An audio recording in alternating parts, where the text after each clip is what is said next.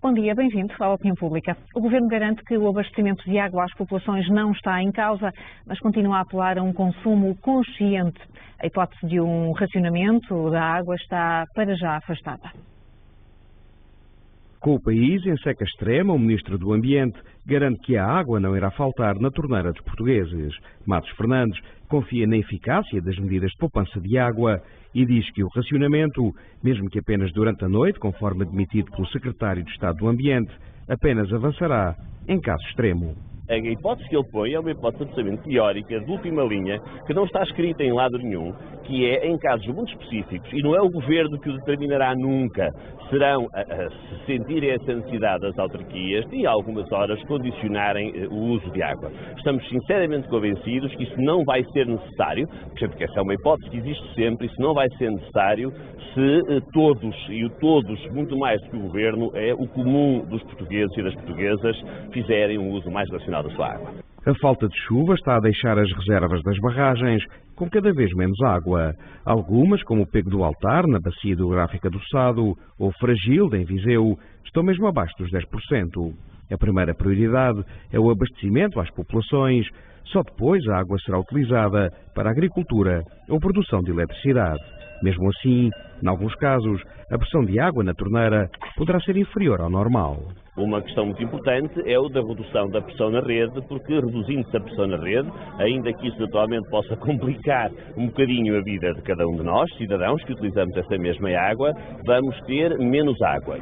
Entre as medidas de poupança, uma das mais eficazes será o aumento das tarifas para consumos elevados. É pelo menos essa a perspectiva do Conselho Mundial da Água. Alguns mecanismos econômicos poderiam ser colocados em lugar, porque só pedir à população é uma coisa. Agora, aumentar a tarifa da água para aquele que consome acima da média que estava tendo lá atrás e, eventualmente, dar um bônus para aquele que economizar água, pode ser um caminho. Presente no encontro de entidades gestoras de água a decorrer em Évora, Benedito Braga diz ainda confiar no entendimento entre os governos de Portugal e Espanha para a gestão do caudal dos rios. No Opinião Pública desta manhã voltamos então a falar das consequências da seca extrema que já abrange 94% do território nacional. Parece-lhe que o racionamento da água pode ser uma hipótese a ter em conta se a situação se agravar? O que pode ser feito antes disso? Que tipo de comportamentos devemos tentar alterar no consumo direto e indireto da água? De que forma deve o país adaptar às alterações climáticas? Contamos com a sua participação. Pode ligar a partir de agora para os números de telefone habituais do programa 21 416 1147 ou 21 416 1148. Importa lembrar que para hoje espera-se que a chuva regresse finalmente a Portugal continental, mas essa chuva será insuficiente para fazer face à seca que o país atravessa. O Instituto do Mar e da Atmosfera prevê períodos de chuva fraca no Minho a partir do final desta manhã, aumentando de intensidade e frequência para o final da tarde e estendendo-se ao Douro litoral no final do dia. Para amanhã está prevista alguma precipitação que na sexta-feira poderá ser mais intensa e na generalidade do território. O Ministro do Ambiente já veio dizer que são precisos, no entanto, 2 ou 3 meses chuvosos para resolver parte do problema da seca. Passo a apresentar o nosso convidado desta manhã, David Avelar, é investigador da Faculdade de Ciências de Lisboa. Muito bom dia, obrigada por ter vindo. Já percebemos que pode chover, mas que vai resolver pouco para esta situação aguda que vivemos nesta altura. Que eficácia é que estão a ter ou que poderão ter as medidas que estão a ser tomadas neste momento? Muito obrigado, antes de mais, pelo amável convite. Antes de irmos aí, acho que era importante enquadrar a importância, porque muitas vezes no dia-a-dia essas notícias passam muitas vezes e a sua importância dilui-se. Quase que se banaliza. Quase que se banaliza. E gostava de partilhar 2 pontos, 2 notas principais. Por um lado, a humanidade, a seca não é nova para nós, para a humanidade, e os registros históricos mostram-nos que já houve várias civilizações que colapsaram devido ou motivados por fenómenos de seca. E estávamos a falar, o recente episódio do conflito na Síria Desde 98 a 2012 dá-se uma seca severa que faz com que haja um êxodo rural grande para as cidades, que gera um conflito interno, que depois, mais tarde, vai dar aquilo que os mídias e que todos nós falamos. Já acompanharam com mais detalhe. O que está na gente, aparentemente, parece ser um fenómeno de seca. Mas não é o único. Falava do caso, e falávamos aqui do caso da Síria, não é o único caso. Não é o único. Isto remota a tempos do Nilo, da civilização egípcia, que em períodos em que o Nilo baixava bastante devido a fenómenos de seca, levou a colapsos civilizacionais até a outro continente, a civilização maia, que também aparentemente um dos fatores que levou ao colapso dessa civilização foi um fenómeno de seca. Com grande impacto na soberania alimentar, na alimentação. As pessoas, obviamente, começam a desordem pública e não há qualquer civilização que se aguente.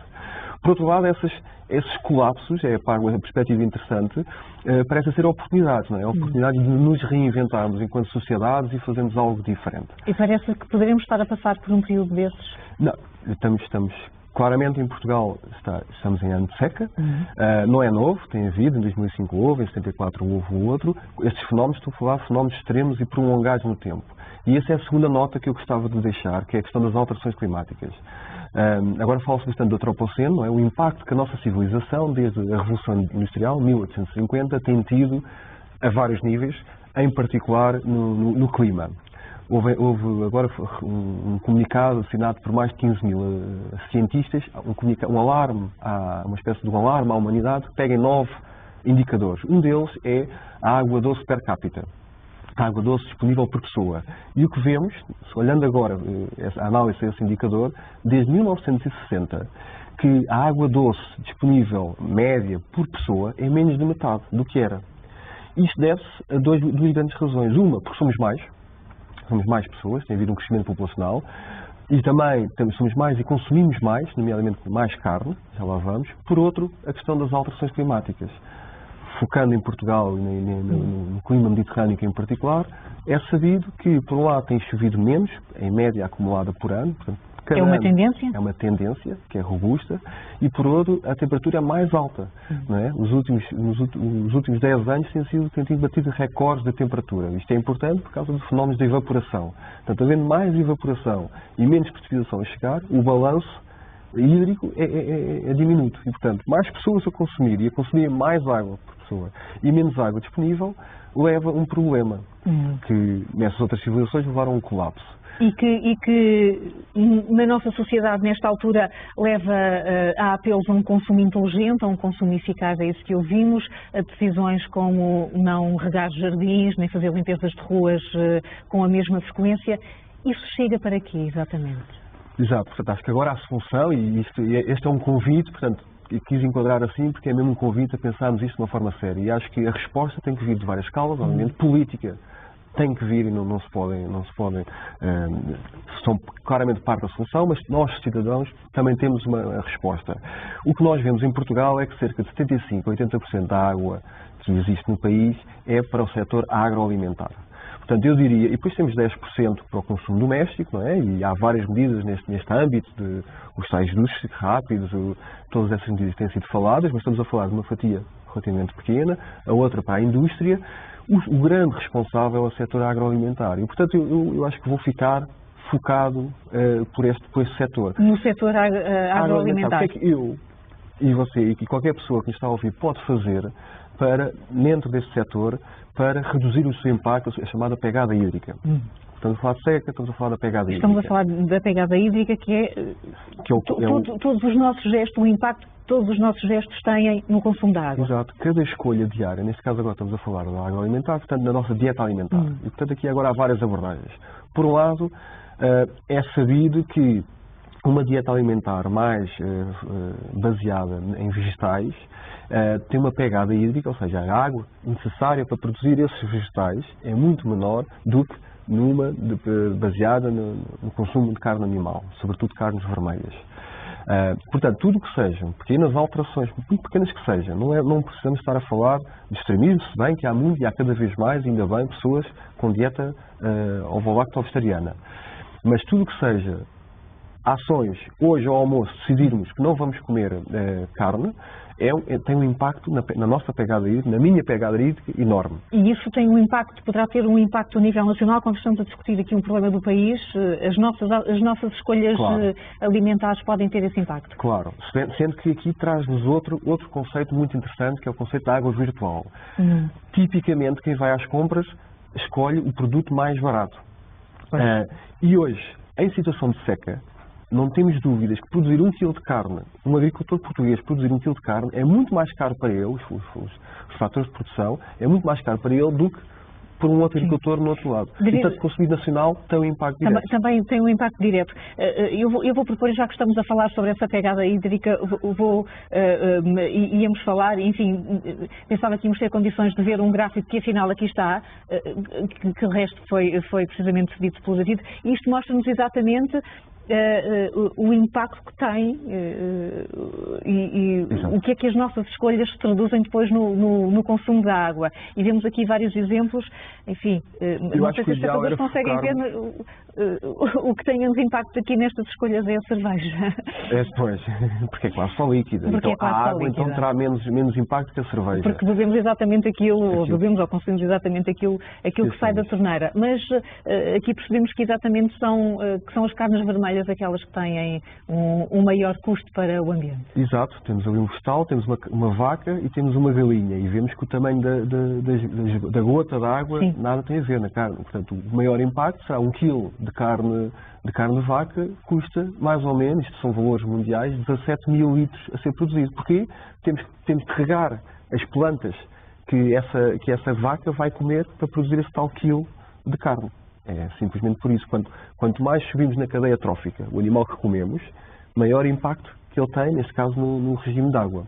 E depois não é só da vaca, porque há uma gota também muito grande, e até maior que a da vaca, que é a manteiga. Portanto, estamos a falar dos derivados, é isso? E derivados. E aqui na manteiga, porque o processo de manufação tem grandes dispêndios para a produção, nas filtragens, no processo de se fazer a manteiga, sim. Derivados também, neste caso. Mas focando neste caso nas carnes e vegetais, que é o que estávamos a falar, e um pouco para simplificar, sem dúvida, esta é a mensagem, não é? Regimes de cereais e vegetais são muito mais eficientes do ponto de vista hídrico, gastamos menos água a produzir, e portanto, se queremos ter uma resposta direta e eficaz, hoje, eu que estou preocupado com a seca, tenho uma oportunidade de o fazer, alterar, nesse sentido. Mas se quiser comer carne, deve comer carne nacional. Se quiser comer carne, as carnes brancas têm menos impacto, mas esse é que é o ponto importante, que é nacional.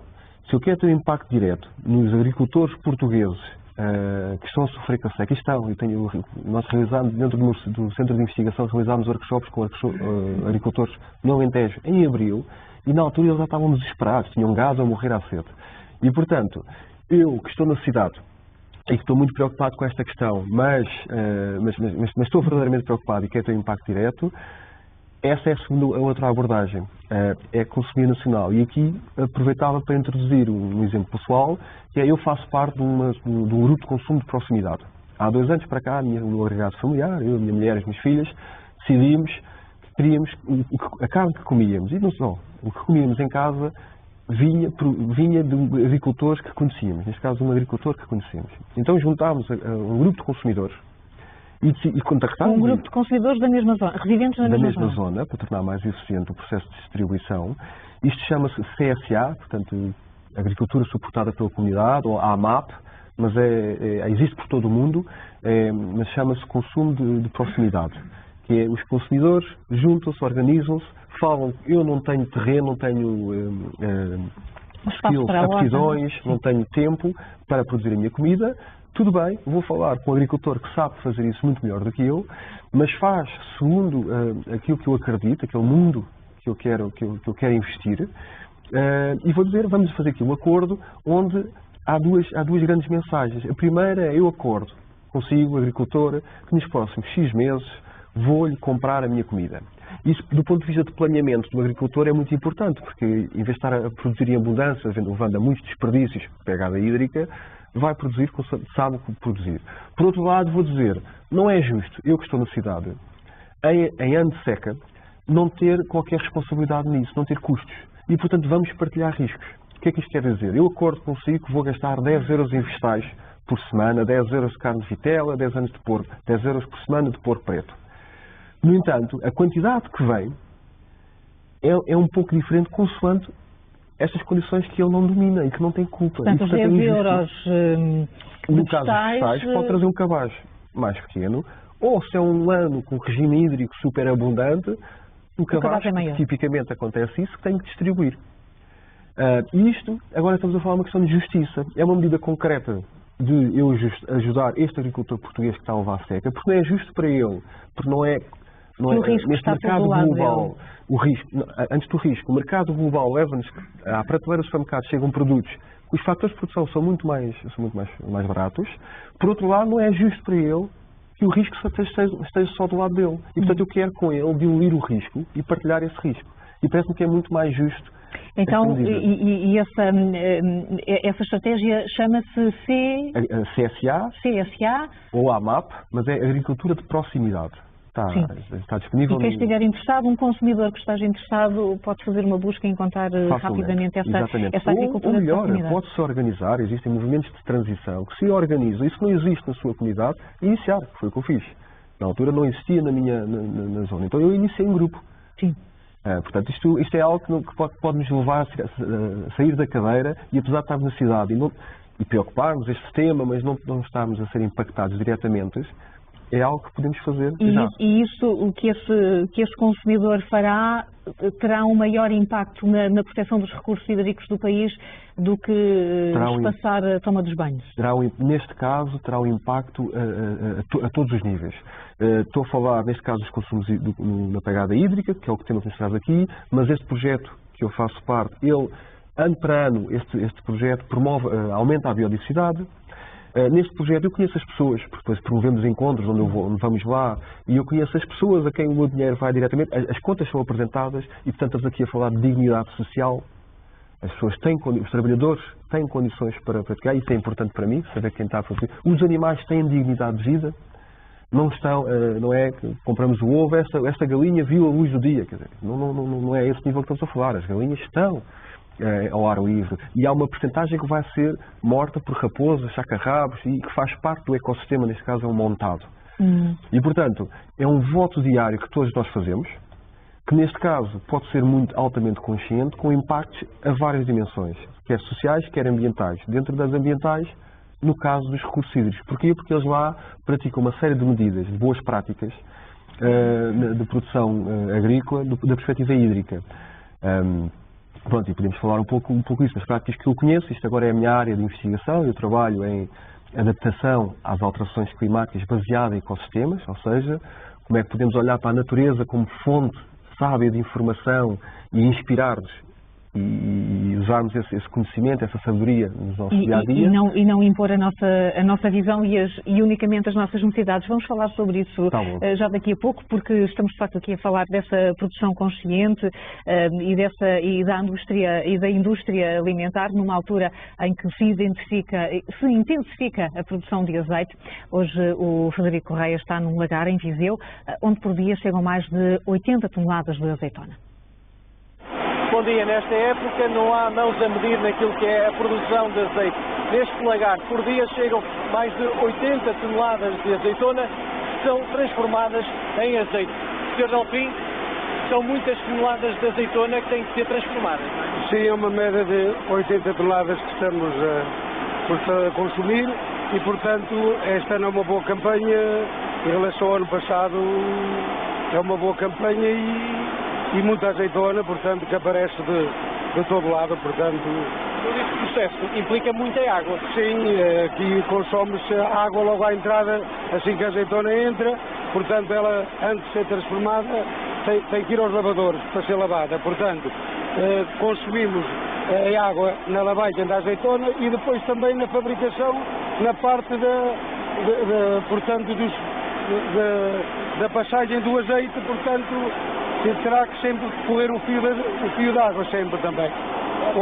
Onde gastamos uma média, aqui nas 24 horas, uma média de 50 mil litros de água. 50 mil litros de água implica um consumo elevado, como é que faz?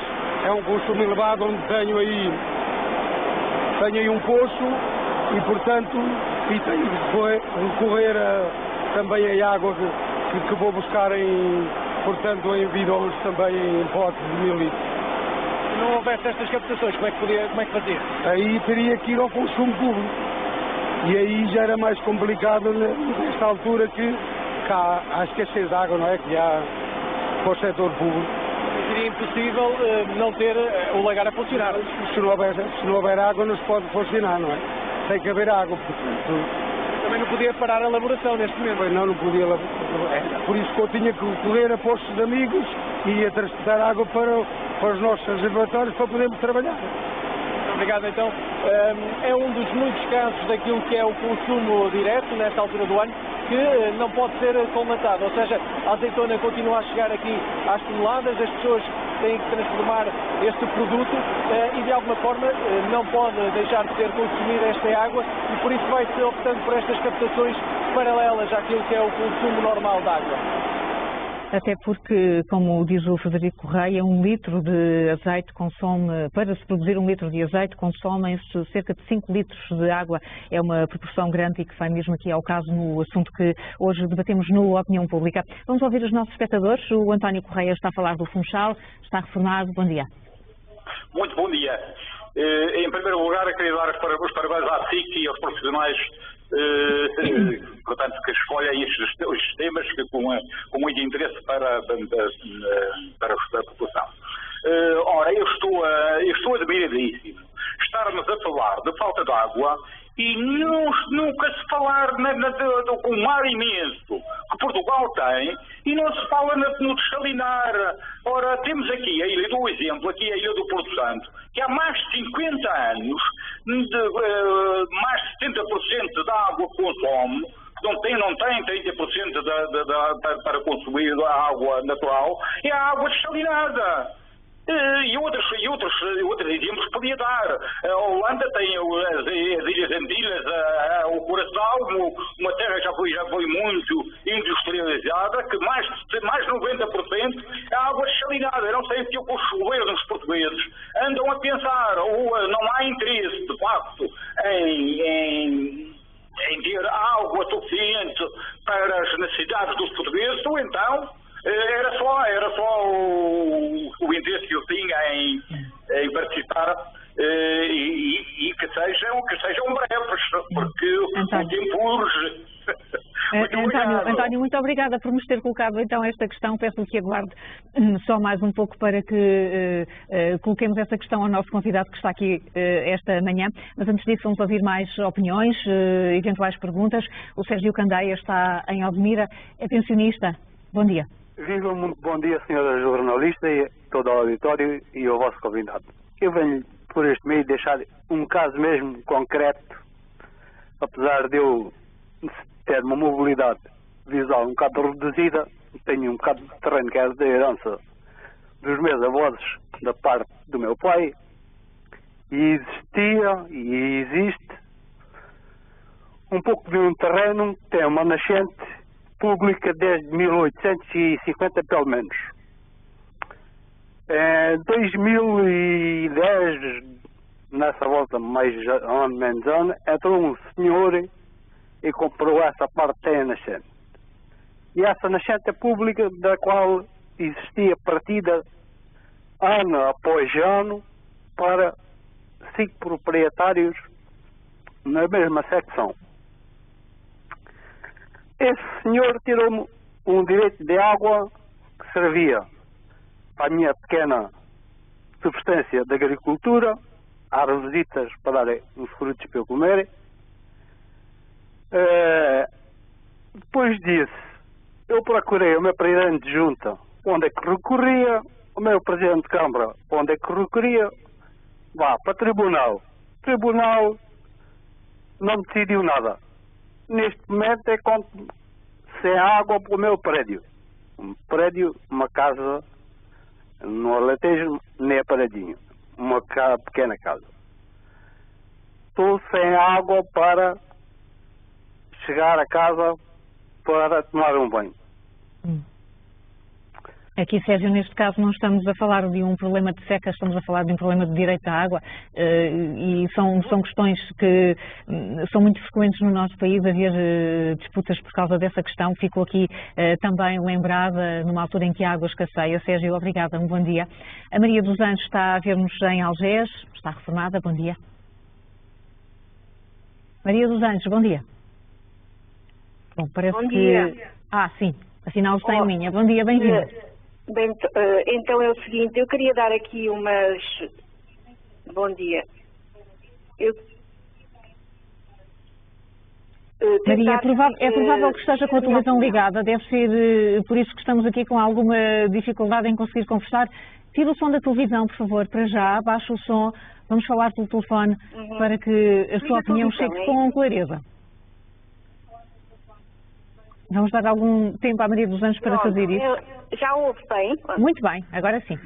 Pronto, é o seguinte, eu penso que chegámos a esta altura sem água por alguma razão, não é? Porque o Governo devia ter uma política de antecipação para futuras faltas de água. E isto deve-se a quê? A muitas coisas. No passado fizeram-se muitas asneiras, não é? Fizeram-se políticas para motivar terrenos de golfe para o turismo, a intensificação de árvores para a indústria, tirando de Portugal as espécies arbóreas indígenas. Isto é uma parte. Depois, também a autorização de fazer autorização de furos por todo o país. A falta de sustentabilidade na agricultura. Porque enquanto havia água, faziam-se todas as agressões à natureza. Houve uma falta de respeito pela natureza. E agora a natureza está-se a revoltar contra as pessoas. Porque chegámos a este ponto por alguma razão foi. E só agora, quando houve uma desgraça e várias desgraças, é que as pessoas começam a pensar e não a alertar para estes problemas presentes e futuros.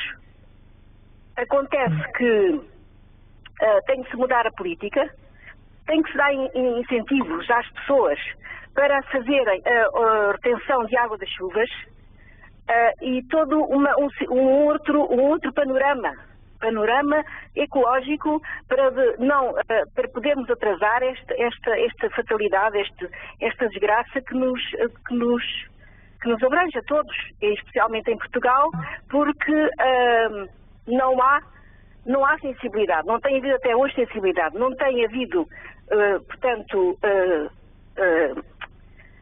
alertas para esta situação. Eu agora estou aqui, não sei se... Maria dos Anjos, já nos disse pelo menos que esta pode ser uma oportunidade, elencou uma série de erros que terão sido feitos até ao momento no país e agora podemos estar a falar de uma oportunidade de rever estas opções. Muito obrigada pelo seu telefonema. Vamos ouvir mais um de Isabel Gomes, que está também reformada, está a falar do Bom Barral. Bom dia. Bom dia, minha senhora. Olha, em primeiro lugar, eu agradeço aos senhores, a todos os jornalistas por informar as pessoas por todas as coisas que acontecem no nosso país, que é uma coisa que eu às vezes ouço portugueses a criticar-vos por vocês falarem das coisas, estarem sempre a falar das coisas, mas eu por mim agradeço-vos, porque se não fossem os senhores falar das coisas que acontecem no país, nós não, o comum, nós os portugueses não sabíamos nem da metade, nem de um terço das coisas que acontecem. Isabel, e neste caso da seca, como é que está a olhar para este problema? Olha, minha senhora, uma coisa que eu tenho a contar é que tenho várias coisas a contar sobre isto. Uma é que há 39 anos, foi no ano que eu estava grávida de uma filha minha, também nunca choveu até ao dia que ela nasceu, que foi a 30 de novembro de 1978, não choveu. Só nessa noite que a menina nasceu, nessa noite, às 11 horas da noite, é que começou a chover. Portanto, 30 de novembro, que ela nasceu a 30 de novembro de 78. Portanto, já foi há 39 anos. E não tinha chovido. Agora, não me recordo desde quando não chovia. Mas isto para dizer que o país já passou por situações de seca semelhantes. O que se discute aqui, Isabel Gomes, muito obrigada por nos ter lembrado isto. O que se discute aqui é esta tendência para que chova cada vez menos.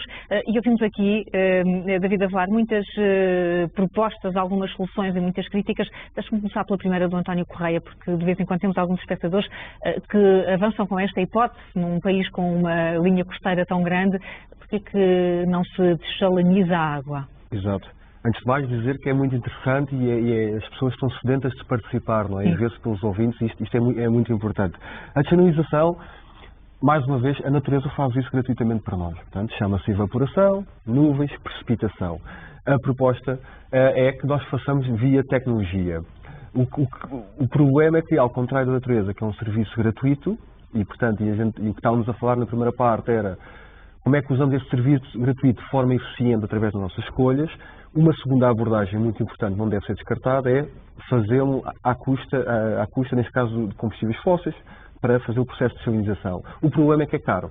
E, portanto, isso onde é feito tipicamente onde há muita falta de água, para consumo humano. Esse tem que estar garantido. Não só em Portugal, como foi referido na Madeira, no Porto Santo se faz, porque eles não têm água, não têm a natureza a fazer esse processo de forma gratuita. Em Espanha, no sul de Espanha, em Barcelona, também temos isso, mas para consumo humano. Se fizermos isso para a agricultura, que era o que estávamos a falar, os produtos vão sair muito caros. E, portanto, nem este senhor, nem eu vamos comprar esse produto. Vai ficar de tal forma caro que não é compatível e não é competitivo com os outros produtos. E, portanto, só mesmo em situações extremas é quando estamos a falar da sobrevivência do homem nestas zonas. Exato. Que, felizmente, em Portugal continental, não tem, na minha perspectiva, não tem sido propriamente um problema. Nós temos bastante água. Comparativamente com outros locais do mundo, temos bastante água para consumo humano. O problema é este 75-80% da água que é esta para a agricultura. Mas aí a desalinização...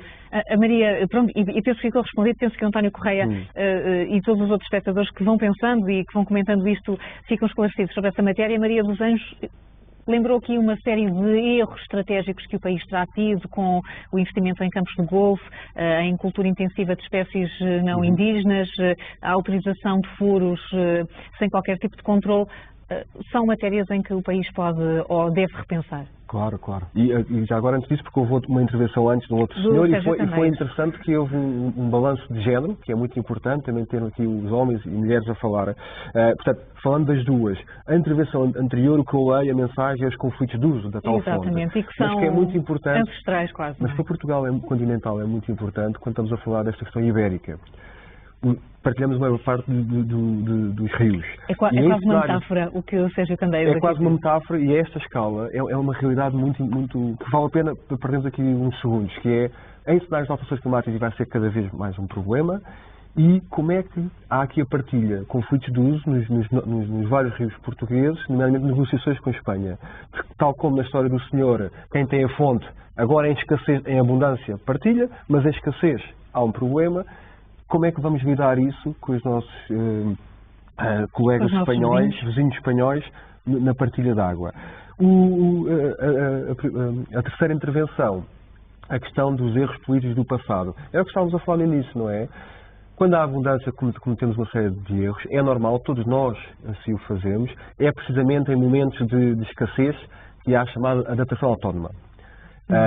E, portanto, que nos faz reagir. E, portanto, encarar este problema gravíssimo, pode inclusive estar em causa a civilização, não é? Como uma oportunidade, portanto, encará-lo de forma séria, mas encará-lo de uma forma para nos reinventarmos. E, neste caso, ela falou dos campos de golfe, tipicamente esse é um problema no Algarve, que não tem rios, a água vem de furos, quanto mais Portanto, vem de furos de aquíferos. Aquíferos é como uma bolha de água, imaginemos, no subsolo, que tem entrada e tem saída dos furos. Quando chove, há menos água a entrar. Quando chove menos, há menos água a entrar. E se continua a puxar muito para regar os campos de golfe e outros, este aquífero começa a diminuir. E o que se passa é que, no caso do Algarve, começa a entrar água salgada. A chamada cunha salina começa a entrar. Uma vez que entra, temos um problema que se chama salinização do aquífero. O aquífero... Que é um processo irreversível? Que é um processo quase irreversível. É muito difícil porque fica com sal. Depois, mesmo que haja precipitação e volte a encher, aquela água fica salobra. E não se pode regar os campos de golfe, nem consumir água salobra e tem custos associados muito elevados. Portanto, a mensagem acho que é essa, que é, temos que perceber o tal balanço hídrico. Quanta água é que a natureza, de forma gratuita, nos oferece. E perante essa, como é que nós queremos usá-la? E fazer uma priorização. Sendo que o consumo humano, sem dúvida, e a agricultura, a comida, a alimentação, sem dúvida, mas uma agricultura, se for em regime de monocultura, de agricultura de precisão, portanto, de forma muito eficiente de regar, se for uma agricultura mais sustentável, apostar na diversificação, apostar no aporte de matéria orgânica ao solo. A matéria orgânica, na Galiza estão a fazer isso, também tem sido notícia, e era algo que devíamos estar já a fazer nas zonas de incêndio, não é? Por falar de mulching, ou alfombra, ou empalhamento, pôr palha no solo. Matéria orgânica no solo. Para quê? Para quando vier agora essas chuvas, que estavam a anunciar, mas as chuvas, sobretudo as torrenciais, para o número não levar esse solo, e com problemas para a qualidade da água a jusante, mas essa matéria orgânica vai servir como esponja, vai não só prevenir a erosão da cinza e do solo, que teve tantos anos demorou a constituir-se, mas como vai servir como esponja e vai reter, que foi também um contributo dessa senhora, a retenção de água. Nós podemos fazer retenção de água das chuvas dos telhados, mas sobretudo nos campos. Quanto mais matéria orgânica pusermos no solo, maior a retenção, portanto, a pouca chuva que a natureza... E vai melhorar também a qualidade desses solos. Exatamente, tem, mais uma vez, multi-benefícios.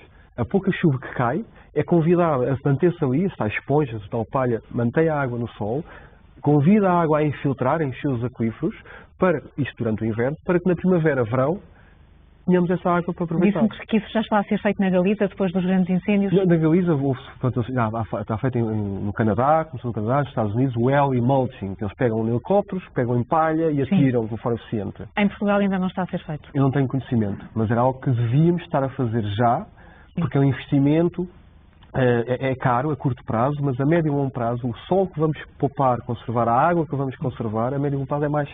David Avelar, deixam-nos aqui muitos desafios, alguns deles exigem mesmo alguma precisão e coragem. Foi muito importante ouvi-lo aqui. Estamos à espera que chova e, obviamente, pode muito ser feito. E explicou-nos aqui que muito pode ser feito. Estamos à espera que chova. Temos uma câmara em Matosinhos, concretamente. Penso que teríamos algumas condições de poder ver essa câmara. Ainda não chove, mas pode ser. Aqui está. Mas podemos dizer que o céu pode trazer alguma coisa de bom agora nos próximos dias. É com esta imagem que nos despedimos desta opinião pública, agradecendo a todos os nossos espectadores que participaram ou que nos acompanharam. Ao meio-dia a informação é atualizada com a Marta Talaia. Bom dia.